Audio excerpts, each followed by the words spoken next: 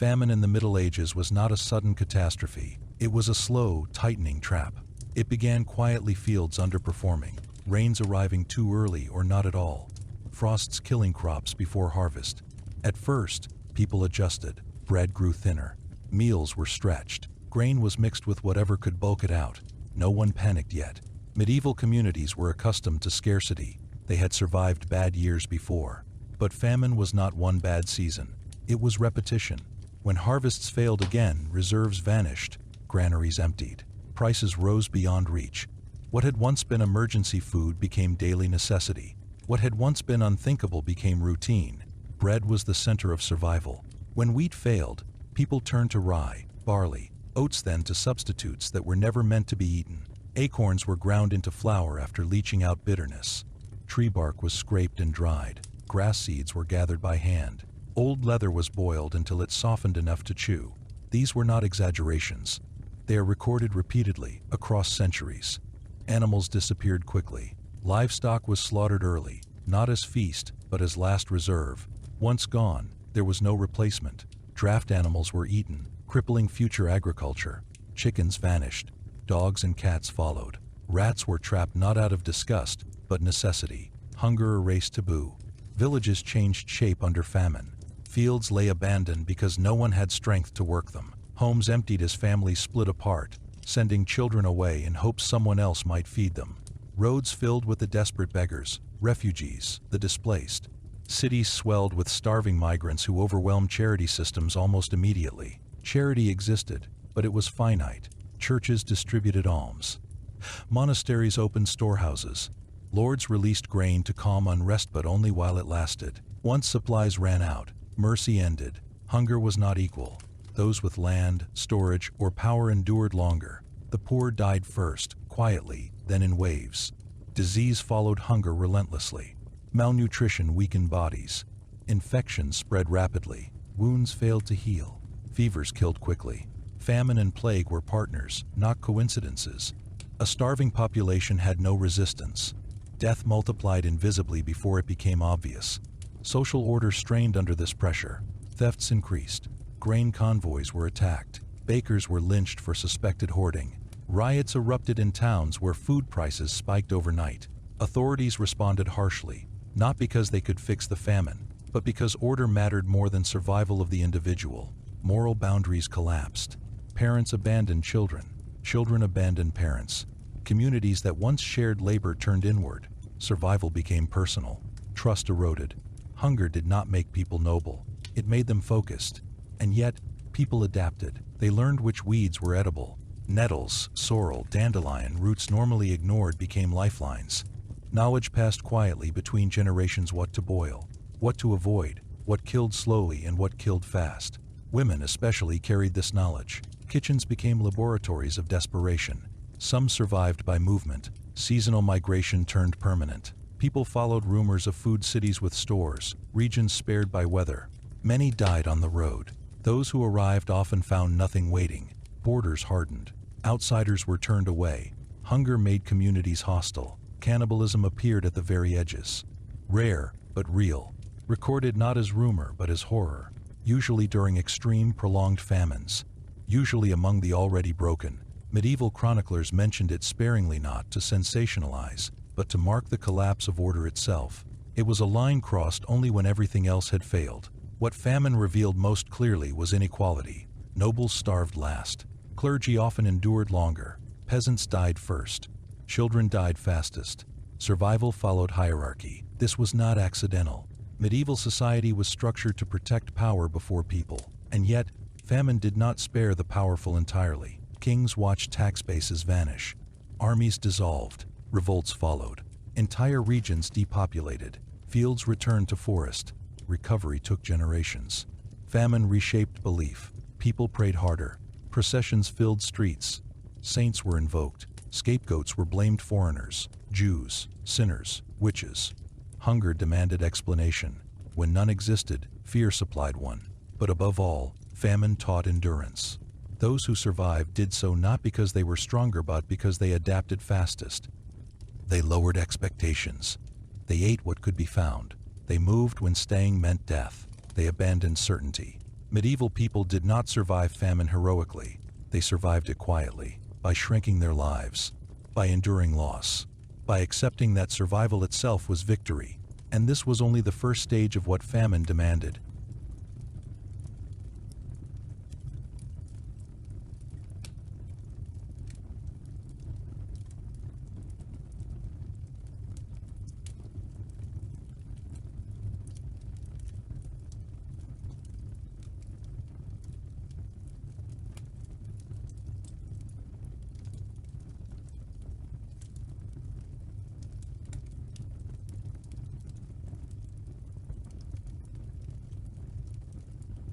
As famine deepened, survival stopped being communal and became individual. The systems that normally held medieval life together, custom, obligation, hierarchy, began to fracture under sustained hunger.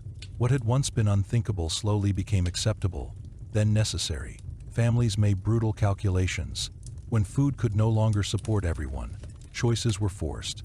Children were sent away first, not because they were unwanted, but because they were light enough to travel and young enough to be taken in as servants. Some were abandoned at monasteries or city gates. Others were left on roads with the hope that someone, anyone, might feed them. Many never returned. This was not cruelty, it was desperation. Marriage patterns collapsed. Young people delayed forming households because they could not support them. Widows and widowers disappeared into poverty. Extended families that once functioned as safety nets failed when everyone was starving at the same time. Hunger stripped society down to its weakest links and broke them first. Food substitution became increasingly dangerous. As knowledge of edible plants spread, so did poisonings. In desperation, people consumed unfamiliar roots, seeds, and fungi. Some caused paralysis. Others caused slow organ failure. Ergot contaminated grain common during wet years produced hallucinations, convulsions, and death. Entire communities were poisoned while believing they were surviving. Bread, when it existed at all, became lethal. Millers ground anything that could pass as flour. Seeds, husks, weeds, dirt. Loaves grew dark, bitter, and dangerous. People ate them anyway. Starvation left no room for caution. A full stomach today mattered more than survival tomorrow. Violence followed hunger closely. Granaries were raided. Storehouses burned. Armed bands formed to steal food from travelers and villages. Lords increased punishments to maintain order, but enforcement weakened as soldiers starved too. Justice lost meaning when survival was at stake. Markets turned hostile. Merchants were accused of hoarding and price manipulation. Some were attacked and killed. Others fled with their stock, worsening shortages. Trust collapsed between buyer and seller. Money lost value when food could not be purchased at any price. Cities suffered intensely. Urban populations depended entirely on rural supply. When grain stopped flowing, cities became traps. Overcrowding accelerated disease. Corpses piled up faster than they could be buried. Wells were contaminated. Fires spread easily through neglected districts. Municipal governments imposed rationing, but corruption and favoritism undermined it. Riots were common. Those who could leave did. The countryside emptied unevenly. Some villages vanished entirely. Others survived only because geography spared them higher ground, better soil, luck. Survival was arbitrary. Entire regions were scarred permanently. Fields lay unused for years after famine ended because there were no people left to work them. Faith intensified, but so did fear. Processions multiplied. Public fasting was declared, even as people were already starving. Prayer became constant. When divine intervention did not come, blame replaced hope. Communities searched for causes that could be punished. Outsiders suffered first, then neighbors. Hunger demanded an enemy. Memory of famine endured long after food returned. Survivors hoarded obsessively. Granaries were guarded. Customs changed. People planted less risky crops, even if yields were lower. Diets shifted permanently toward hardier foods. Famine altered behavior across generations.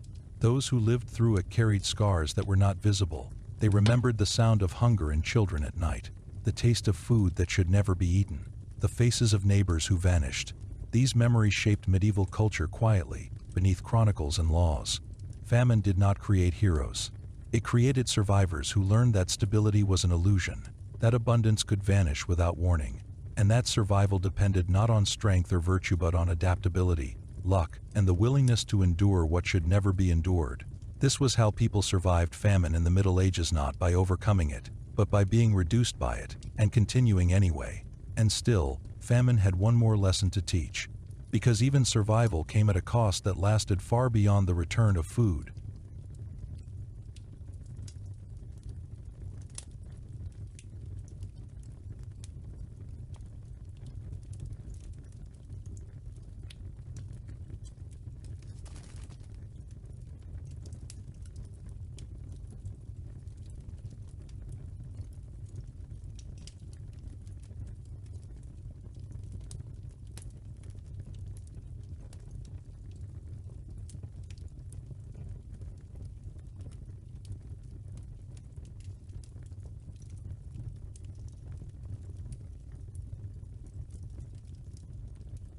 When famine finally loosened its grip, it did not restore what it had taken. Survival marked the end of starvation, but not the return of life as it had been before. Those who lived emerged into altered landscapes. Villages stood half empty. Houses collapsed from neglect. Fields lay fallow, overgrown, silent. Tools rusted where hands once worked daily. Recovery was slow because there were fewer people to recover with. Labor shortages lasted for years. Wages rose briefly, then stabilized. Power shifted subtly but never equally. Bodies carried the memory of hunger. Survivors were smaller, weaker, more prone to illness. Children who lived through famine often grew stunted, both physically and mentally. Women who endured prolonged starvation faced infertility or dangerous pregnancies. The famine ended, but its effects persisted in flesh and blood. Psychologically, hunger never truly left. People hoarded whenever they could. Grain was hidden. Bread was never wasted. Stories of famine were told repeatedly, not as warnings, but as inheritance. Children learned early that food was temporary, that abundance could vanish, that survival depended on preparation and restraint. Communities changed how they farmed. Riskier crops were abandoned in favor of hardier ones. Diversity increased where possible. Storage improved. New customs emerged around communal reserves and emergency distribution where trust still existed. Where it didn't, isolation hardened. Famine taught cooperation to some, suspicion to others. Authority also shifted. Lords who failed to protect their people lost legitimacy. Revolts followed in some regions. In others, repression intensified. Kings learned that hunger destabilized realms faster than armies. Grain laws appeared. Controls were imposed. But these measures were uneven and often too late. Religion absorbed famine deeply. Survivors interpreted hunger as punishment, trial, or warning. Piety intensified. Pilgrimages increased. Churches filled with people who had nothing left to lose. At the same time, faith fractured. Some lost belief entirely. God, like food, had not arrived when needed most. Cultural memory of famine was selective. Chronicles recorded numbers. Dates. Weather. Rarely faces. Rarely voices. The poor disappeared first in records, just as they had in life. What remained were lessons abstracted from suffering, used to justify future discipline rather than prevent future hunger. Yet famine also revealed something essential. Medieval people survived without systems designed to save them. No welfare, no medicine, no coordinated relief beyond charity and custom. Survival rested on knowledge passed quietly, adaptability learned painfully, and endurance pushed beyond what should have been possible. Those who lived did not emerge stronger. They emerged changed, more cautious, more aware that stability was borrowed, not owned. Famine taught that life could narrow suddenly to one question: what can be eaten today? Everything else, status, morality, law, became secondary. This is how people survived famine in the Middle Ages. Not through resilience as a virtue, but through reduction. Reduction of needs, reduction of expectations, reduction of life itself to its barest form. And when food finally returned, survival was counted not in triumph but in absence. Absence of those who did not return. Absence of what could never be rebuilt. In the medieval world, famine was not an interruption of history. It was one of its defining forces, quiet, relentless, and remembered long after hunger itself had passed.